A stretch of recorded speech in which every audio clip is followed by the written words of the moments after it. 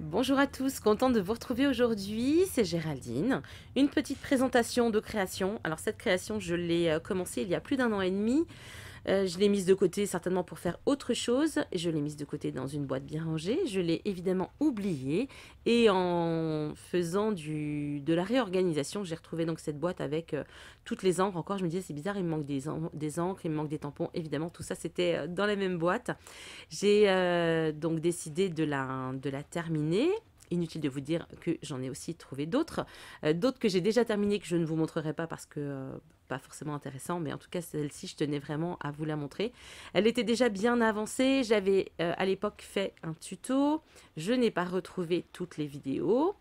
Sauf que quand je vous ai fait la vidéo de présentation, donc je vous disais que après cette vidéo, vous auriez le tuto, etc.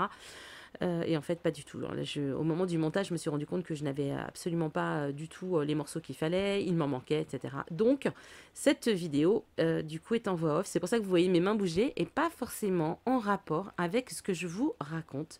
J'en suis désolée. Donc, création commencée il y a un an et demi. C'est une collection c'est une collection de Mintep, pardon, qui s'appelle Dear Diary, qui m'avait à l'époque été offerte. Vous aurez tout le détail juste après la présentation. Donc après la présentation, vous aurez la présentation des papiers ainsi qu'une première partie de tuto, donc avec le pliage de ces papiers. Là, je suis en train de vous expliquer que j'ai travaillé avec une couverture rigide pour une fois, donc cartonnette épaisse, en trois parties, donc face avant, face arrière et tranche. Il y a à l'intérieur deux livrets qui sont cousus. J'ai utilisé un drap de lin, donc c'est mon dernier morceau de ce fameux drap de lin. Vous avez dû, pour celles qui me suivent depuis longtemps, m'entendre parler de ce drap de lin. J'avais un super drap de lin que j'ai coupé en plusieurs morceaux. Donc vous savez, c'était le drap ancien, donc qui était assez grand. Je l'avais coupé en plusieurs morceaux. J'en ai teinté à la betterave, j'en ai teinté à l'avocat, j'en ai teinté à l'oignon. Enfin bref. Là, je suis en train de vous expliquer que j'ai donc cousu les livrets et que pour que ce soit un peu plus joli, je suis venue réunir avec une petite ficelle et un petit nœud ces deux livrets pour que ce soit un peu plus joli. Cette collection était tellement magnifique que avant de commencer à faire la création il y a un an et demi, je l'ai gardée déjà un petit moment parce que vous me connaissez, j'ai énormément de mal avec les papiers 30-30 pardon, à faire des coupes dedans. D'autant qu'il y a peu de papier, qu'on peut pas, enfin, on peut pas utiliser qu'un soit le même. C'est pour ça qu'au fil des années, je me suis plus orientée sur les collections de papier imprimable, donc les collections digitales que vous achetez sur Internet et que vous imprimez à volonté pour que justement, quand les papiers vous plaisent, ce ne soit pas une torture de les couper. Donc ces papiers, je les ai coupés de manière un peu spéciale. J'ai pas voulu faire de coupe droite. Vous allez voir, il est un peu en décalé. C'est une création qui est un peu entre le junk, hein, qui est à mi-chemin entre le junk et l'album photo, puisqu'on a des papiers rigides, des papiers fins, donc des papiers en 250, en 160, en 80 grammes. Vous voyez, je vous montre. Donc voilà, vraiment une création donc à mi-chemin entre deux choses. Il y a également beaucoup de tamponnage, donc là je suis en train de vous montrer un tamponnage. Il y a également beaucoup de tamponnage. J'ai fouillé dans mes tampons, j'ai fouillé dans mes découpes, j'ai fait un assortiment de tout ça avant de commencer, y compris des encres. J'ai vraiment tout sorti ce qui pouvait se marier avec cette collection et ensuite je suis venue faire de la décoration. Alors, il est vrai qu'il y avait énormément de travail sur cette création. C'est une création toute bête, mais en réalité, beaucoup de travail. D'abord pour choisir ce que j'allais mettre à l'intérieur.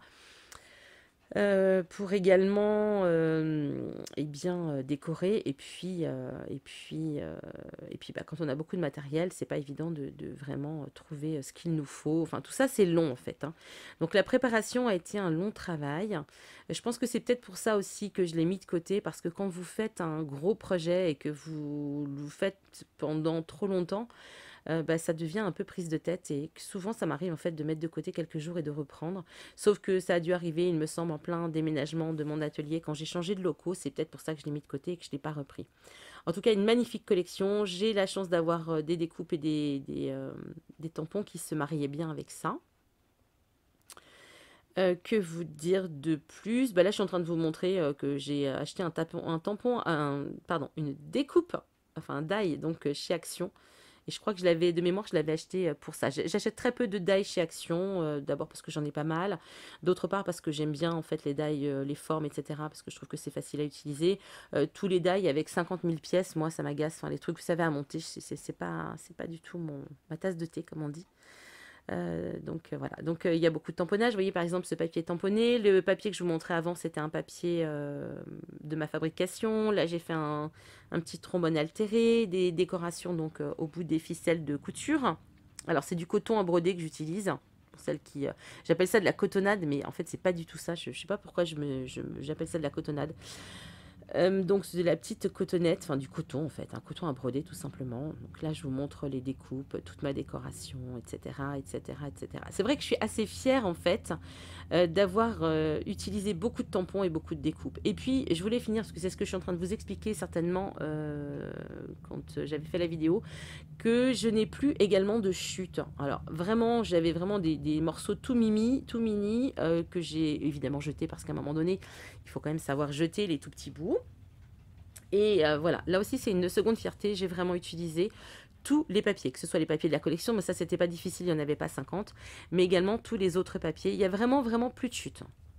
Ce que j'ai aimé aussi dans cet album, c'est qu'il est vraiment déstructuré, hein. Là aussi, vous voyez une pochette plutôt sur le haut. Rien n'est pareil. Donc voilà. Donc j'ai aimé, malgré tout, j'ai aimé travailler de cette façon. Cette collection était, donc c'est toujours en général une dizaine de papiers. Là, je n'en ai utilisé que 5. Je ne sais plus si je vous le dis dans la vidéo, dans la prochaine vidéo, enfin dans la suite, pardon, mais j'ai de quoi refaire une autre création, donc toujours avec ces papiers. Je pense pas refaire la même chose, je pense que je ferai quelque chose d'autre, j'en sais rien. Enfin bref, en tout cas, il me reste quand même, malgré tout, malgré cette grosse création, il me reste encore quelques papiers et quelques étiquettes, je crois. Donc vous voyez, tout ça c'est fait avec les chutes, hein. On arrive donc bien sûr au deuxième livret, donc chute, tamponnage, etc. Oui, je me répète, mais je suis assez contente de moi. Voilà, j'aime beaucoup cette création sans prétention en fait. Voilà, c'est un mix des choses que j'aime beaucoup. C'est vrai que les albums photos, je n'en fais plus. Enfin, j'en ai fait un récemment. Vous l'avez peut-être d'ailleurs déjà, je vous l'ai peut-être déjà posté.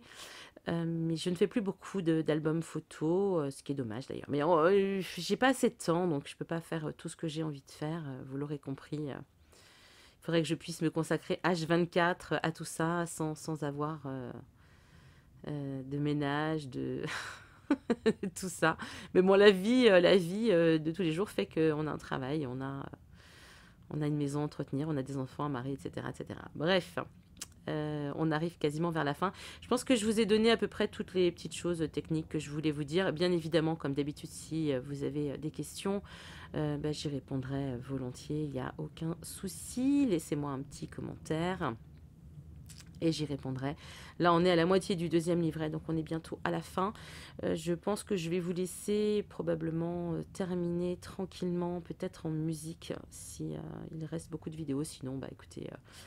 sans son, après tout, voilà, au calme pour les dernières minutes.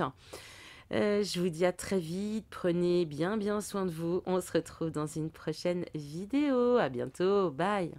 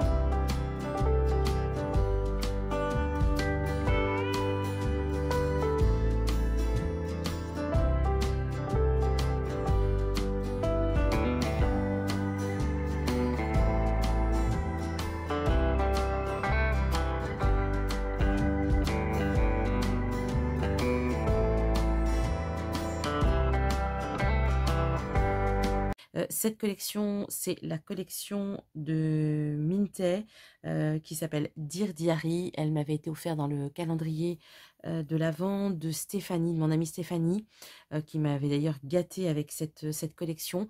J'ai déjà découpé les... Voilà, la première page, en fait, c'est une collection où il y avait 10 pages plus celle-ci. Donc, ce sont des cartes à découper. Comme vous le voyez, je les ai déjà découpées. Elles sont recto-verso pour toutes. Vraiment, c'est une magnifique collection. Donc, voilà pour les cartes. Elles sont au nombre de 12. Je vais diviser la collection en deux. Donc, il y aura 6 cartes dans une créa et 6 cartes dans l'autre. Les deux créas seront similaires. Enfin, en tout cas, à quelque chose près. Parce que c'est difficile de faire du pareil, mais en tout cas, ce sera dans le même esprit.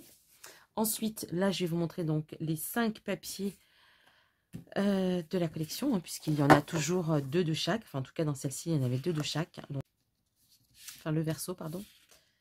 Ensuite, on a celle-ci. Puis celle-ci avec un joli motif de papier ancien. Papier peint ancien, je ne sais pas si vous voyez. C'est vraiment très réussi.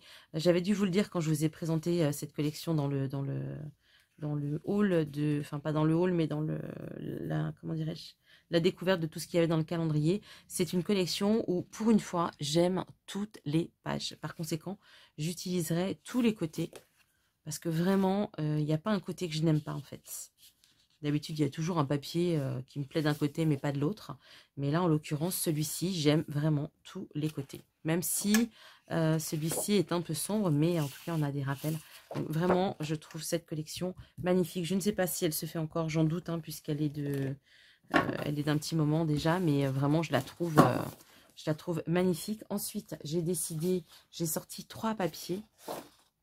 Alors, là, je ne vous en montre que 3, mais j'en aurai 6 au total, puisqu'ensuite, en fait, j'en ai 2 de chaque, puisque dans une série, je vais faire des découpes. J'ai sorti quelques die et j'ai prévu de faire des découpes. Donc, c'est un papier qui est plutôt épais. On doit être sur du 160 grammes peut-être. Ça, c'est un papier qui fait 250 grammes.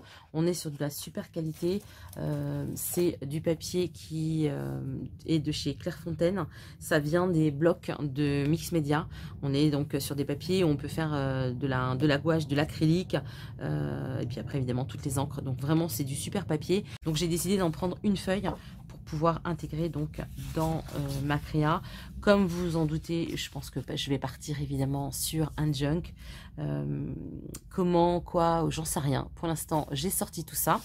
Je vais réfléchir donc en cours de processus.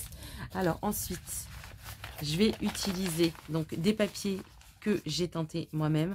Donc là, on est sur de la teinture au café. Ça, c'est un vieux livre.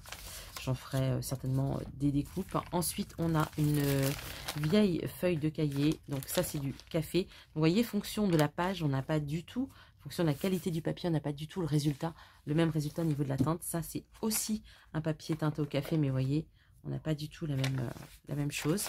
Ici, donc, papier photocopieuse, donc tout simple. Ça, c'est teinté au café.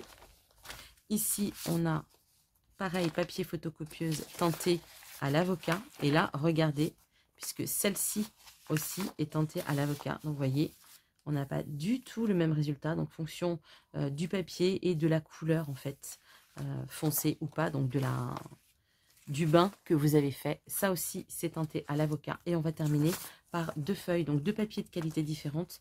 Là, on est sur un papier plutôt bas de gamme, un papier un petit peu plus épais, enfin toujours dans le 80 grammes, mais avec une autre texture. Et là, on est sur de la teinture à l'oignon. Regardez, versus avocat, versus café, pardon.